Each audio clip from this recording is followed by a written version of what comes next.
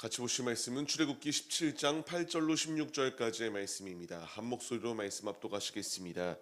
그때에 아말렉이 와서 이스라엘과 르비딤에서 싸우니라. 모세가 여호수아에게 이르되 우리를 위하여 사람들을 택하여 나가서 아말렉과 싸우라. 내일 내가 하나님의 지팡이를 손에 잡고 산 꼭대기에 서리라. 여호수아가 모세의 말대로 행하여 아말렉과 싸우고 모세와 아론과 훌은 산 꼭대기에 올라가서 모세가 손을 들면 이스라엘이 이기고 손을 내리고면 아말렉이 이기더니 모세의 팔이 피곤함에 그들이 돌을 가져다가 모세의 아래에 놓아 그가 그 위에 앉게 하고 아론과 훌이 한 사람은 이쪽에서 한 사람은 저쪽에서 모세의 손을 붙들어 올렸더니 그 손이 해가 지도록 내려오지 아니한지라. 여호수아가 칼날로 아말렉과 그 백성을 쳐서 무찌르니라. 여호와께서 모세에게 이르시되 이것을 책에 기록하여 기념하게 하고 여호수아의 귀에 외워 들리라. 내가 아말렉을 없이하여 천하에서 기억도 못하게 하리라. 모세가 제단을 쌓고 그 이름을 여호와 니시라 하고 이르되 여호와께서 맹세하시기를 여호와가 아말렉과 더불어 대대로 싸우리라 하셨다 하였더라. 아멘. 할렐루야. 오늘도 예배의 자리 가운데 모이신 성도님들 주님의 이름으로 환영하고 축복합니다. 같이 나눌 말씀의 제목은 여호와 니시의 전쟁이라는 말씀의 제목 가운데서 은혜를 나누도록 하겠습니다. 우리 앞에 놓여 있는 광야는 녹록지 않다라는 것을 말씀드렸었습니다. 하나의 문제가 해결되어지면 또 다른 문제가 이렇게 불현듯 우리의 삶 가운데 찾아오기 마련이에요. 이쯤 됐으면 이제 햇볕이 뜨겠거니라고 생각을 했는데 또 다른 문제가 생깁니다. 오늘 말씀에 나오는 이 이스라엘이 딱 이런 상황이었습니다. 이제 물이 없어 또다시 불평하였고 그 가운데서 하나님께서 물을 내려주사 문제가 해결되어집니다. 이제 잘 이 모든 자리 가운데서 다시 마음을 다시 잡고 이제 약속의 땅을 향하여 나아가면 됐어요. 근데 이 가운데서 불현듯 또 다시 하나의 문제가 시작되었습니다. 이스라엘을 공격해오는 아말렉의 공격이 있었다라는 것을 말씀해 주세요. 그런데 우리가 생각해 봐야 될 것이 있다면 이들은 군사훈련을 받지 않았어요. 자신들이 할 수 있는 게 아무것도 없었습니다. 무슨 노예 생활만 하였기 때문에 그들이 싸우는 법을 알지 못하였고 어떻게 전략을 짜서 이 공격에서 이겨낼 수 있을까? 무엇 가운데서도 그들이 붙잡을 수 있는 방향성이 없었던 것이 당시의 상황입니다. 이때에 하나님께서 모범 답안을 주시는 것이 오늘의 말씀이에요. 위기의 순간이 닥쳤습니다. 몰살당할 위기가 놓여 있어요. 이들이 이 상황 가운데서 어떻게 위기를 극복할 수 있었는가? 물론 전쟁의 최전방 가운데서는 여호수아가 나가서 싸웁니다. 하지만 가장 큰 무기가 있었으니 그 무기가 바로 기도였다라는 것을 말씀해 주세요. 기도의 능력으로 이들이 승리할 수 있었던 것처럼 이제 우리가 붙잡아야 될 것이 무엇인가에 대하여 말씀하십니다. 광야는 녹록지 않다라는 것을 말씀드렸는데요. 이 놓여있는 광야 가운데서 나의 힘을 의지하면 넘어지고 쓰러질 수밖에 없습니다. 하지만 주님이면 능히 승리할 수 있음을 우리가 잊지 말아야 해요. 주께서 우리에게 그렇기 때문에 이 모세와 같이 모범 답안을 너희에게 준다. 위기 앞에서 우리가 주님 앞에 기도하여 모든 문제로부터 이길 수 있는 힘을 의지하여 나아가라라고 말씀하세요. 우리 앞에 한치도 알 수 없는 이 무수히 많은 공격들이 다가옵니다. 사람의 힘으로 어찌 이겨낼 수 있겠습니까? 붙잡아야 될 것은 주님이시다라는 것을 말씀해 주세요. 그런 때에 모세가 손을 들고 기도할 때에 이깁니다. 하지만 손을 내릴 때에 지는 상황이 벌어지게 돼요. 이런 상황 가운데 놓여 있게 되니까 이제 이 옆에 아론과 훌이 손을 잡아주며 같이 동역하며 주님의 일을 이루어 나갔던 것을 볼 수 있습니다. 이것이 말하고자 하는 바는 모세가 이렇게 엄청난 신적인 능력을 가지고 있었기 때문에 이겼다가 아니었습니다. 주님의 일은 혼자 하는 게 아니라 동역하는 것이다라는 것을 말씀해 주시거든요. 지금 이들 앞에 전쟁이 놓여 있습니다. 손을 들 때에 이기고 손을 내릴 때 져요.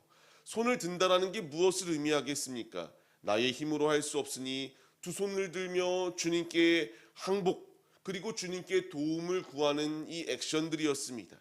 이런 행동들을 취하였을 때에 하나님께서 손을 든 그들에게 승리를 더하여 주셨다. 이제 사람이기 때문에 그 손이 내려올 수밖에 없는데 내려오는 손을 아론과 훌이 붙잡아주며 같이 기도에 동역하기 시작하니까 능히 전쟁 가운데서 승리하였다라는 것을 말씀해 주세요. 우리가 이 분명한 주님의 진리를 발견해야 됩니다. 우리 한 사람 한 사람들은 하나님의 뜻을 이루어 나가는 동역자들로 세워주셨어요. 누구는 높은 위치에, 누구는 낮은 위치가 아니라 하나님께서 우리 모두를 동역자로 세워주셔서 우리 한 사람 한 사람들을 통하여 각기 우리의 몸의 지체들이 서로 연결되어지고 마디마디가 연결되어져서 우리가 손을 움직이고 팔을 움직이며 우리가 걷고 뛰고 할 수 있는 것처럼 우리 한 사람 한 사람들을 필요한 요소들의 주님이 배치하여 주셔서 같이 동역하며 주님의 일을 이루어 나갈 수 있도록 부르셨다라고 하는 것에 우리가 마음을 고정해야 됩니다. 주님께서 모세만 귀히 쓰신 게 아니에요. 이와 같이 한 마음 한 뜻으로 동역하는 동역자들을 통하여 주님께서 주님의 일을 폭발적으로 이루어 나가셨습니다. 이제 주님이 우리를 통하여 주님의 일을 이루어 나가시겠다라고 말씀하세요. 필요한 것이 무엇이겠습니까? 나의 힘과 능력으로는 할 수 없어요. 이들이 기도하였을 때에 이 아말렉과의 전투 가운데서 승리를 차지하였던 것처럼 우리 앞에 도사리고 있는 다양한 문제 가운데서 우리 역시 기도하며 우리 동역자들이 쓰러지지 아니할 수 있도록 같이 중보하며 계속하여 믿음으로 우리가 하나 되어 주님께 나아갈 때에 주님께서 아무리 아말렉과 같은 사단의 계교가 끊임없이 우리를 잡아먹으려 달려든다 할지라도 악한 사단 마귀를 한 길로 왔다 7길로 도망하게 역사하시는 이가 우리 주님이시다라는 것을 분명하게 말씀해 주세요. 우리는 그렇기에 이 모범답안 진리 앞에 우리의 삶을 내어드려야 됩니다. 주께서 주시는 말씀은 이들에게만 이 기적이 임하였다가 아니라 말씀을 사모하며 그대로 순종하기로 결단하는 우리에게도 동일하게 주어지는 주님의 축복이다라는 것을 말씀해 주세요. 이 모범답안이 주어졌다면 이제 행함 있는 믿음의 모습으로 기도해야 됩니다. 오늘의 삶 속에서도 얼마나 많은 선택이 우리 앞에 놓여 있습니까? 이 모든 선택의 자리 가운데서 주께서 나에게 주시는 모범답안은 손을 들고 주 앞에 기도할 때에 주께서 그 손을 붙잡아 주시고 보장해 주시겠다라고 약속을 더하여 주세요. 우리가 이 분명한 약속을 잊지 마시고 전쟁터 가운데에 나가 싸우는 것은 여호수아가 아닙니다. 하나님이세요. 주의 권능의 손을 의지하며 주님께 모든 것을 맡기며 기도할 때에 내가 싸우는 게 아니라 주님이 대신 싸우시고 주님이 승리할 수 있도록 대장 되시는 예수께서 우리에게 승리를 보장하여 주신다는 사실을 잊지 마시기 바랍니다. 그렇기에 이들이 이와 같이 제단을 쌓고 여호와 니시라 부릅니다. 여호와 니시가 무엇입니까? 주님의 깃발이라는 뜻이에요. 깃발을 들고 나아가요. 과거의 전쟁들 가운데서 깃발의 역할이 무엇이었습니까? 정체성이었어요. 내가 이 군대에 속하여 있다라는 정체성과 방향성을 보여주는 게 깃발이었습니다. 그렇기에 과거의 전쟁들 가운데서는 깃발을 들고 그 상대에게 노출되는 게 중요하지 않아요. 우리는 이렇게 깃발을 들고 우리가 이렇게 소속감을 가지고 나아간다라는 것을 강조했었습니다. 지금 여호와 니시의 깃발이 의미하는 것이 무엇이겠습니까? 우리가 어디에 속해 있는지를 말씀해 주세요. 하나님의 군대로 우리를 부르셨고요. 하나님의 군사들로서 주님의 좋은 병사로 세워질 수 있도록 주께서 우리를 부르시고 계십니다. 이제 우리는 주님의 군대로 부름을 받았다라는 사실을 잊지 말고 여호와 니시의 깃발을 들고 힘차게 승전의 개가를 부르며 천성을 향하여 나아가야 됨을 우리에게 말씀해 주시는 이 모든 말씀에 반응해야 됩니다. 우리의 소속, 우리는 그냥 하찮은 노예 이런 자들이 아니라 이제 주께서 우리를 최고의 엘리트의 병사로 세우셔서 주님의 나라의 확장을 위한 귀한 도구로 이 흑암의 권세가 가득한 세상을 예수 그리스도의 빛으로 밝히 비춰 나갈 수 있는 군사들로 우리를 세워 주셨습니다. 우리가 이 놀라운 은혜의 자리 가운데 세워져 있다는 사실을 잊지 마시고 우리 역시 여호와의 깃발을 들고 승전의 개가를 부르며 내가 주님께 속하였다라는 것을 고백함으로 주님을 위하여 힘써 나아가는 믿음의 모습이 우리의 모습이 되시기를 축원합니다. 이렇게 승전의 개가를 부르며 나아갔던 이들에게 어떤 결과가 주어지나요? 아말렉을 진멸할 수 있는 주님의 역사하심이 예비되어져 있었다라고 말씀해 주세요. 14절 말씀을 보시게 되면은 아말렉을 없이하여서 천하에서 기억도 못하게 만들 것이다. 하나님께서 신명기의 말씀을 보면은 이 비열하였던 이 아말렉을 진멸하시겠다라고 말씀하시고요. 그대로 이 일을 이루셨습니다.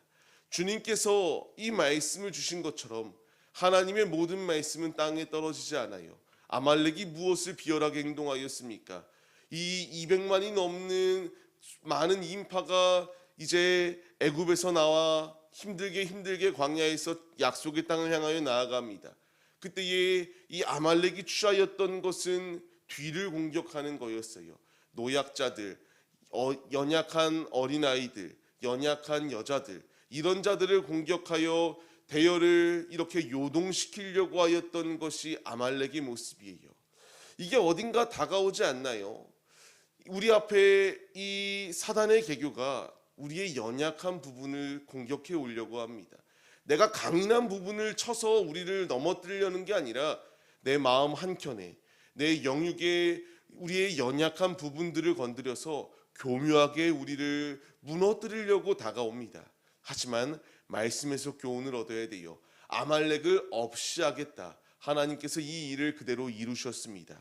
우리를 교묘하게 공격하는 이 사단의 계교가 놓여 있으나 우리 주님께서 다시 오실 때에 이 모든 사단의 기교는 결국 사라질 것에 불과해요. 우리에게 필요한 것은 연약한 부분을 공격하고 우리를 무너뜨리려 다가올 때에 이 공격에 요동하여서 대열을 흐트러뜨리고 도망하며 혼비백산하는 게 아니라 오직 믿음의 주를 의지하며 기도함으로 주 앞에 나아갈 때에 승리가 우리에게 보장되어져 있음을 신뢰하며 주 앞에 나아가는 것입니다. 삶을 시작하는 성도님들, 우리의 모든 연약함을 주님도 아시지만 악한 마귀도 알고 그 교묘한 공격으로 우리를 무너뜨리려 합니다. 능히 승리할 수 있는 길은 주님이시다. 이들이 승리를 맛보할 수 있었던 이유는 전략이 뛰어나서가 아니라 하나님이 함께 하시고 하나님께 기도할 때의 승리를 맛보았다. 우리도 주님 안에 거하며 주님께 기도함으로 삶을 시작하여 주께서 주시는 힘으로 능히 이 모든 사단의 공격 가운데서 능히 승리하시며 약속의 땅으로 힘차게 나아가시는 믿음의 군사들이 우리들의 모습이 되시기를 주님의 이름으로 간절히 축원합니다.